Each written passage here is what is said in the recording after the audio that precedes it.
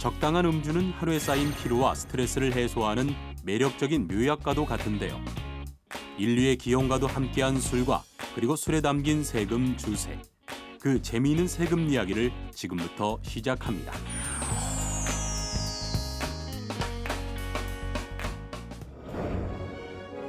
인류가 언제 처음 술을 만들어 마셨는지에 대한 기록은 정확하지 않지만 과일나무 아래 바이툼이나 웅덩이에 무르익은 과일이 떨어져 발효된 것을 맛보게 되면서 본격적인 술의 역사도 시작되었다고 추측되고 있습니다. 하지만 술은 사회적 비용과 그 영향이 커 담배와 마약처럼 세계 각국이 면허 제도와 업무를 담당하는 기관을 두고 주류 제조와 유통에 대해 강력하고 엄격하게 관리하고 있는데요. 그렇다면 우리나라에 처음 주세가 도입된 것은 언제부터였을까요? 우리나라에 처음 주세법이 제정된 것은 1909년 10월이었습니다.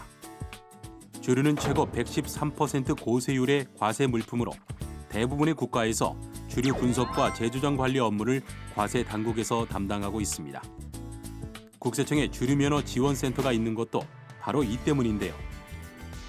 국내에서 생산하는 모든 주류는 주류면허 지원센터의 품질 검정을 거쳐 제조 승인을 받을 수 있습니다. 또한 가짜 양주부터 공업용 주정의 불법 유통 방지를 위한 분석도 주류면허 지원센터에서 진행되고 있는데요.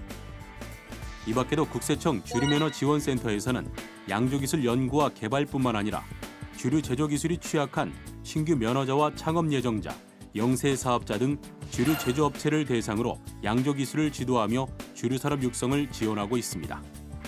특히 보유한 특허 기술은 주류 제조 기술이 필요한 업체에 대부분 무상으로 전수해주고 있습니다. 우리나라는 알코올 함량이 1% 이상인 음료는 술로 인정하고 있습니다. 즉, 알코올 도수가 1% 이상인 음료는 모두 주세를 내야 한다는 의미이기도 한데요. 그렇다면 주세는 어떻게 부과되는 걸까요? 보통 외국의 많은 나라들이 알코올 도수에 따라 세금을 부과하는 종량세를 채택하고 있는 반면 우리나라는 주류의 종류에 따라 세율을 다르게 매기고 있습니다. 이때 주류의 종류는 주정과 탁주, 양주, 맥주, 과실주 등의 발효주, 그리고 소주, 위스키 등의 증류주 등으로 10가지가 넘게 구분되어 있는데요.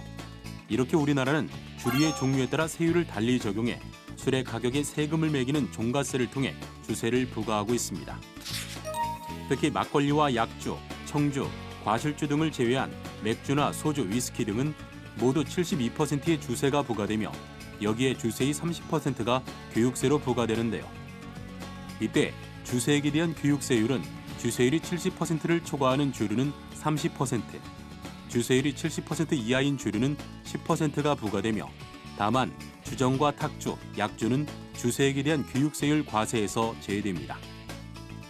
예를 들어 맥주 한 병의 공장 출고가가 1,000원이라고 가정한다면 주세가 720원, 교육세가 216원이고 여기에 출고가와 주세, 교육세의 10%를 가산한 부가가치세 193.6원이 더해진 2,129.6원이 맥주의 판매 가격이 되는 거죠.